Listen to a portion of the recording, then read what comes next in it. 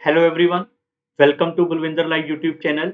आज हम डिस्कस करेंगे relation between the 4 point of a geometry. 4 कौन-कौन से पॉइंट है जो मैंने लास्ट 4 वीडियो आपको ज्योमेट्री की यहाँ पे प्रोवाइड किए हैं, वहाँ पे आप जाके उनका बेसिक जो है कैसे वो पॉइंट बनते हैं और क्या-क्या उनकी खुद की अपनी प्रॉपर्टीज हैं वो आपको याद रखनी है for the paper point of view. और उन चारों का आपस में क्या रिलेशन है, कौन सी ट्रायंगल में क्या चीज़ होती है, वो सारा कुछ हम यहाँ पे अलग से डिस्कस करने वाले हैं, ठीक है?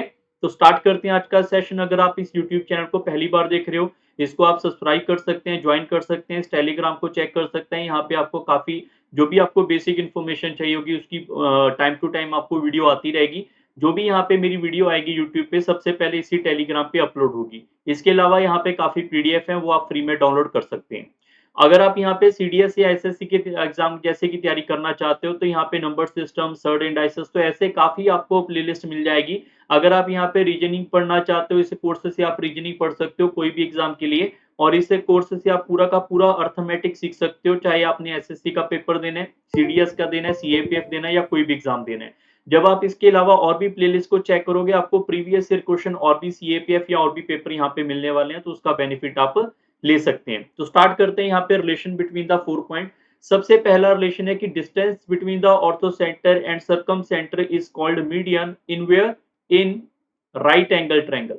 हर जगह नहीं, इन राइट एंगल ट्रायंगल, क्योंकि अगर आपको नहीं पता तो ये बात आपको जाननी होगी, जो ऑर्थो सेंटर है वो यहाँ पे राइट वर्टेक्स के ऊपर होता है। क्यों होता है, क्या ऑर्थो सेंटर होता है, वो आपको पिछली वीडियो के अंदर दिख जाएगा, उसको जाकर आप चेक कर सकते हैं। उसका लिंक आपको प्लेलिस्ट के रूप में डिस्क्रिप्शन बॉक्स में मिल जाएगा। ज्योमेट्री फॉर सीडीएस की प्लेलिस्ट है, आप जाके चेक कर सकते हैं, ठीक है।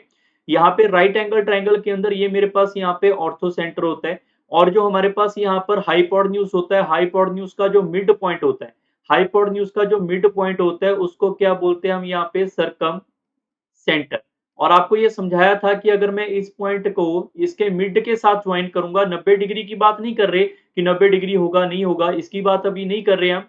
अगर आपको ये पता है कि अगर मैं मिड पॉइंट को यहाँ पे वर्टेक्स के साथ ज्वाइन करूंगा, तो जो मेरे पास यहाँ पर बी और डी होगा, ये मेरा क्या होगा, ये बी डी ये हमारे पास क्या होगा, मीडियन होगा। तो पेपर में क्वेश्चन में ऐसी चीजें आपको यहाँ पे देखने को मिलेंगी। एग्जामिनर आपको यहाँ पे क्वेश्चन आया हुआ है, इसको ऐसे हल्के में मत सोचना। एग्जामिनर आपको यहाँ पे ए बी की लेंथ दे देंगे यहाँ पे 6 सेंटीमीटर, बीसी की लेंथ दे देंगे यहाँ पे 8 सेंटीमीटर। तो पूछेंगे यहाँ पे distance between the orthocentre and circum centre क्या होगा, बस इतना सा क्वेश्चन है, ठीक है। और दे देंगे राइट एंगल ट्रायंगल है। अगर आपको पता है कि यहाँ पर ये राइट एंगल ट्रायंगल है, तो यहाँ पे चेक करोगे ये वाला 6 है, ये वाला 8 है। पाइथागोरस लगाओगे तो मेरे पास यहाँ पर ए से लेकर सी तक की वैल्यू यहाँ तक से लेकर यहाँ तक 10 आएगी। और आपको पता है कि यहाँ पर इसका मिड पॉइंट ही हमारा सर्कम सेंटर होता है। अगर आपने वीडियो देखी है तो पता होगा। तो ये हाइपोटेन्यूज का हाफ हो जाता है, तो ये मेरा 5 और ये भी 5 हो जाएगा। और अगर ये 5 और ये 5 हो जाएगा तो ये भी आपका हाफ 5 ही होगा। ये क्यों होता है, क्योंकि सर्कम सेंटर का मतलब है यहाँ पर रखकर अगर मैं एक सर्कल ड्रॉ करूंगा यहाँ पे ऐसे करता हुआ, तो आप सारे बच्चे चेक कर लो, जो सर्कल का मेरे पास यहाँ पे ऐसा करता करता रेडियस होगा, वो क्या मेरे पास यहाँ पर एडी और सीडी और बीडी होगा या नहीं, जरा चेक कर लो सारे बच्चे। यही तो रेडियस है। अगर एडी मेरे पास 5 5 है तो बीडी भी 5 होगा, तो मीडियन आपका 5 होगा। और यही आपका ऑर्थो सेंटर और सर्कम सेंटर का डिफरेंस है। तो ये आपके इस क्वेश्चन का सही उत्तर होगा। क्लियर? मतलब अगर ये चीज पता है तभी आंसर कर सकते हो, अलग से आपको यहाँ पे कोई फॉर्मूला या अप्रोच नहीं ढूंढनी, ठीक है। सेकंड पॉइंट आपके लिए, राइट एंगल आइसोसेलेस ट्रायंगल क्या होता है। देखो आपको सबको ये तो पता ही है कि ए बी और सी है। अगर मैं यहाँ पर आपको बोल दूं कि हमारे पास ये राइट एंगल ट्रायंगल है, तो इसमें कंफर्म नहीं है कि ए बी बी सी बराबर होंगे। अगर मैं आपको ये बोल दूं कि यार ए बी हमारे पास यहाँ पर बी सी के बराबर है, अगर ये साइड मेरे पास यहाँ पर इसके बराबर है, तो डेफिनेटली ये वाला एंगल आपका इसके बराबर होगा। अब आप सब बच्चों को ये बात याद रख लेनी है कि अगर एक एंगल तो राइट एंगल में 90 होगा ही होगा, तो बाकी दोनों का सम भी 90 होगा, तभी 180 डिग्री बनेगा। तो अगर 90 को आप हाफ हाफ डिवाइड करोगे तो ये 45 डिग्री और ये 45 डिग्री आएगा। और 45 डिग्री से ये एंगल जो है वो आइसोसेलेस हो जाएगी, कि मतलब हमारे पास दो साइड बराबर है। तो राइट एंगल आइसोसेलेस की एक प्रॉपर्टी है जो आपको पढ़नी है, याद रखनी है। अगर मैं यहाँ पर इसको मिड पॉइंट से मिला देता हूँ, मिड पॉइंट का मतलब है ये वाला इसके बराबर होगा। तो यहाँ पर आप सारे बच्चे ध्यान रखें कि अगर मैं इसको यहाँ पर मिला देता हूँ अपनी मर्जी से, एडी और सीडी को बराबर कर देता हूँ, तो याद क्या रखना है आपने कि अगर ये मेरे पास आइसोसेलेस ट्रायंगल है, तो जो मेरे पास यहाँ पर BD होगा, यही क्या होगा, यही इसका यहाँ पे मीडियन होगा, जो कि पता ही है कि मीडियन है हाफ हाफ डिवाइड करने वाले को। यही आपके पास जो BD है, यही आपके पास क्या होगा, परपेंडिकुलर लेंथ होगी। परपेंडिकुलर का मतलब क्या होता है कि हमारे पास ये 90 डिग्री होगा। और अगर ये 90 डिग्री है, बाइसेक्टर है, तो आप इसको ये भी बोल सकते हैं कि ये भी यही मेरे पास क्या होगा, यहाँ पे परपेंडिकुलर बाइसेक्टर भी होगा। और अगर यही आपके पास है, तो आपको पता चल गया ये 45 है, 45 है, तो जब आप इसको मिलाओगे ना, ये अगर आइसोसेलेस है, तो ये एंगल आपका इसके बराबर हो जाएगा, ये भी आपका 45 और 45 होगा। क्यों? क्योंकि अगर ये 45 है, ये 45 है और ये 90 है, तभी तो इस ट्रायंगल का इंटीरियर 180 होगा। तो ये भी 45 और 45 में डिवाइड रहा होगा। तो ये आपके पास BD जो है, यही आपके पास इस कंडीशन में एंगल बाइसेक्टर भी होता है। पता लग गया सबको? एंगल बाइसेक्टर से क्या पॉइंट बनता है, परपेंडिकुलर, परपेंडिकुलर बाइसेक्टर, मीडियन से क्या-क्या पॉइंट बनते हैं, वही आपके 4 पॉइंट है। बट इसमें ये बात याद रखनी है कि अगर मेरे पास आइसोसेलेस ट्रायंगल है, ये 2 साइडें बराबर हैं, तो ये BD ही आपका मीडियन होगा, यही आपका परपेंडिकुलर होगा, यही परपेंडिकुलर बाइसेक्टर होगा, यही आपका एंगल बाइसेक्टर होगा। क्लियर है? नेक्स्ट क्वेश्चन के ऊपर चलते हैं। ये आपने एक-एक पॉइंट है जो याद रखने हैं। जैसे यूलर लाइन, कई बार पेपर में ऐसे लाइन आपको मिल जाएगी कि what is a Euler line. तो वहाँ पे आपको आ जाएगा कि यूलर लाइन के अंदर कौन-सा ऐसा पॉइंट है जो लाइन नहीं करता वहाँ पे। जैसे कि यूलर लाइन का मतलब, कई बार बच्चों को लगता है कि सर ये लाइन है यूलर लाइन, ऐसा नहीं होता। यूलर लाइन आपकी ऐसे भी हो सकती है, ऐसे भी हो सकती है, ऐसे भी हो सकती है, ऐसे भी हो सकती है। यूलर लाइन का सिर्फ इतना सा मतलब है, इसके ऊपर यहाँ पे 3 पॉइंट हैं, ऐसे करते हुए आएँगे। ट्रायंगल कोई भी हो, हमें उससे मतलब नहीं है। 3 पॉइंट अगर आ गए, तो उसको हम यूलर लाइन बोलेंगे। कौन से 3 पॉइंट आ गए? Ortho centre, circum centre, centroid. तो कौन सा रह गया? रह गया मेरे पास यहाँ पर इन सेंटर। बात समझ आ रही है सबको? इन सेंटर रह गया, पेपर में क्वेश्चन ये आएगा यूलर लाइन के अंदर आपके पास यहाँ पर कौन सा पॉइंट नहीं आता है। वहां पे ये चारों ऑप्शन हो गए, ऑर्थो, सर्कम, सेंट्रॉइड। तो आपका आंसर क्या होगा? इन सेंटर उस लाइन पे नहीं आता है। ठीक है? या फिर आएगा यूलर लाइन में कौन-कौन से पॉइंट हैं, ये 3 पॉइंट दे देंगे, फिर बाकी तीनों ऑप्शन के अंदर इन सेंटर दे देंगे, तो आपको सिलेक्ट करना है ये वाला पॉइंट जहाँ पे इन सेंटर नहीं है। That is called a Euler line. Just 1 number का क्वेश्चन, ठीक है? सीधा-सीधा डायरेक्ट।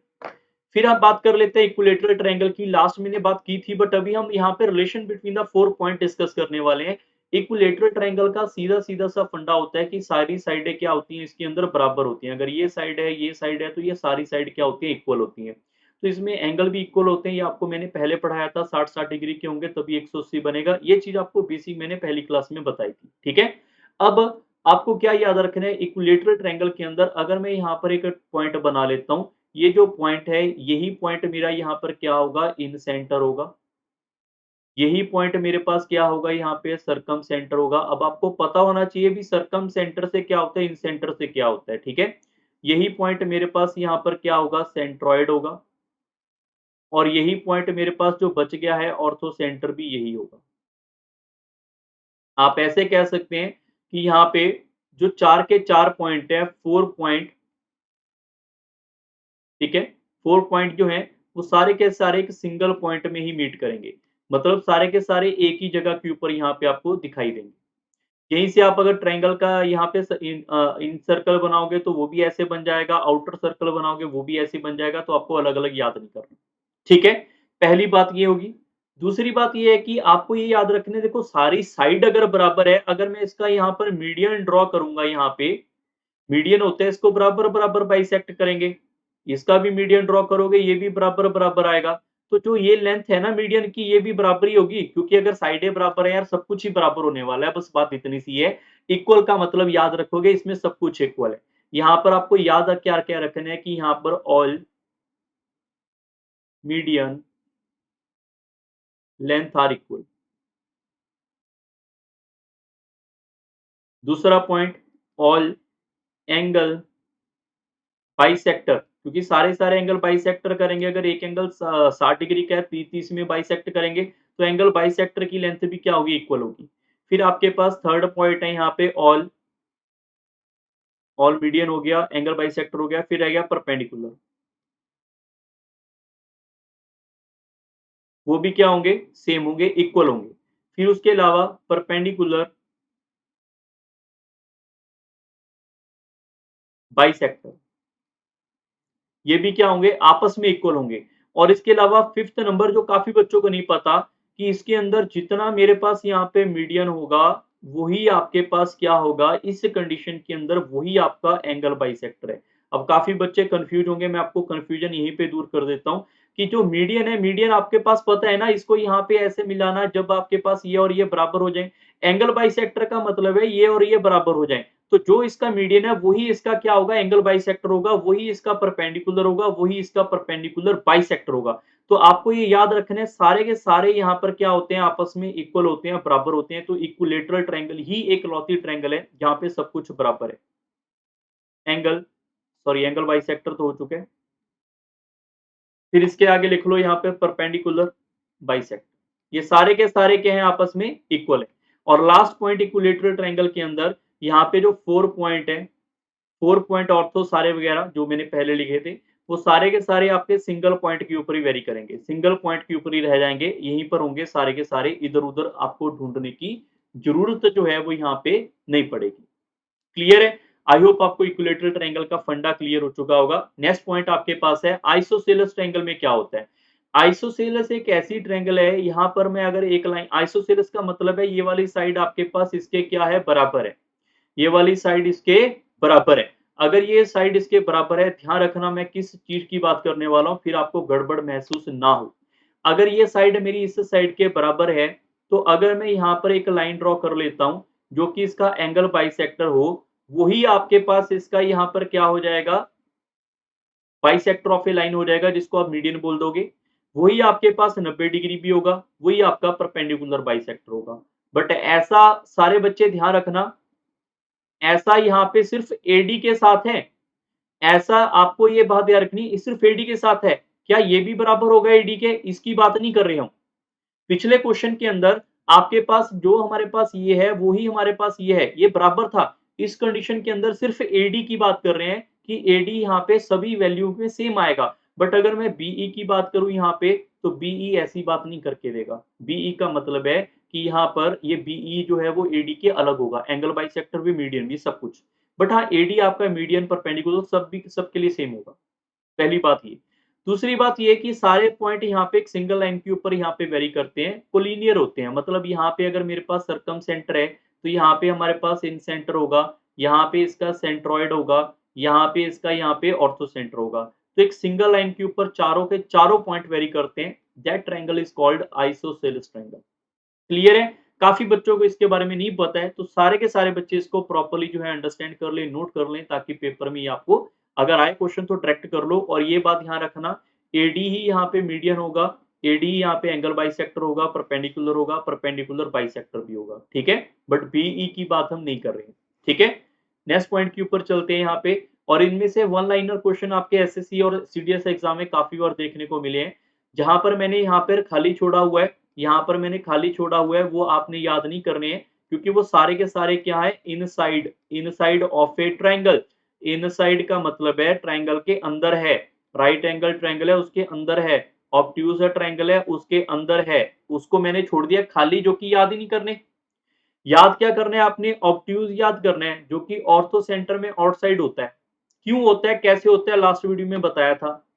फिर आउटसाइड कहाँ पे होता है, सरकम सेंटर जो है हमारे पास यहाँ पे, सरकम सेंटर भी ऑब्ट्यूज ट्रायंगल के अंदर जो है, ऑब्ट्यूज ट्रायंगल के अंदर आउटसाइड होता है, ठीक है। ऑर्थो सेंटर भी होता है आउटसाइड, सरकम सेंटर भी आउटसाइड, बाकी सारे के सारे इनसाइड होते हैं, आपको चिंता नहीं करनी उसके लिए, ठीक है। दूसरा पॉइंट है, ortho centre right angle triangle पे क्या हो, कहाँ पे होता है, राइट एंगल ट्रायंगल पे ये राइट वाले वर्टेक्स के ऊपर होता है। ऐसा भी क्वेश्चन पूछा जा सकता है कि आपके पास जो ऑर्थो सेंटर है वो कहाँ पे होता है, राइट एंगल ट्रायंगल के अंदर। वहां पे ऑप्शन आ जाएंगे तीन चार, इनसाइड, आउटसाइड। फिर एक ऑप्शन आएगा राइट एंगल वर्टेक्स, तो ये राइट एंगल वर्टेक्स है, ये वाला ठीक है। या फिर ऐसा बोल देंगे वो इंटरसेक्टिंग, ये लाइन आपको कहीं नहीं मिलेगी जो मैं लिख रहा हूं यहाँ पे, intersecting of two line of a right angle triangle that are not hypotenuse. वहां पे हाइपोटेन्यूज क्या नहीं, इन दोनों इंटरसेक्शन लाइन को भी क्या बोल देते हैं, ऑर्थो सेंटर, ठीक है। तो याद रखना है, राइट एंगल ट्रायंगल में राइट वर्टेक्स भी होता है। और सरकम सेंटर कहां पे होता है, राइट एंगल ट्रायंगल में हाइपोटेन्यूज का हाफ। मतलब यहाँ पे हम रखेंगे, अभी अभी बता भी दिया इतनी बार, ये वाला पॉइंट जब इसको हाफ करेंगे that is called a circum centre. बस आपने इसमें 4 ही पॉइंट याद रखने हैं कि ये आउटसाइड होता है यहाँ पे, और यहाँ पे राइट वर्टेक्स पे हाइपोटेन्यूज की हाफ में। बाकी सभी जगह जो मैंने लिखा हुआ है खाली वो इनसाइड ही होता है, उसको याद नहीं रखना। पेपर में अगर वो आया तो इनसाइड, बाकी सारे के सारे ये आपको 4 के 4 याद रखने हैं। नेक्स्ट पॉइंट आपके पास एक लास्ट रिलेशन है, distance between the in centre and circum centre. ये पेपर में अभी तक क्वेश्चन मैंने कम देखा है, बट फिर भी आप इसको रट लो फॉर्मूले को, रूट ऑफ आर का स्क्वायर माइनस 2 आर आर। कैपिटल आर को सर्कम रेडियस बोलेंगे, स्मॉल आर को इन रेडियस बोलेंगे, तो यहाँ से आपके पास आएगा इन सेंटर और सर्कम सेंटर का रिलेशन। क्लियर है? आई होप सब बच्चे इसको भी याद रख लेंगे। ये फॉर्मूला सिर्फ याद रखने वाली कहानी है, अगर आया तो डायरेक्ट आएगा, नहीं तो घुमा फिरा के क्वेश्चन ही बनाने वाले एग्जामिनर। ठीक है, अब लास्ट आपके पास एक और पॉइंट चलते हैं यहाँ पे। अगर मैं यहाँ पर इक्विलेटरल ट्रायंगल की बात कर लूं, ये पॉइंट आपका मेरा रह गया था। इक्विलेटरल ट्रायंगल में सारे के सारे साइड क्या होते हैं, बराबर होते हैं। तो इसका जो सी आर है वो कितना होता है, सी आर होता है side divide by √3, last video में करवाया था। और इन रेडियस क्या होता है इसका, इन रेडियस होता है साइड डिवाइड बाय 2√3।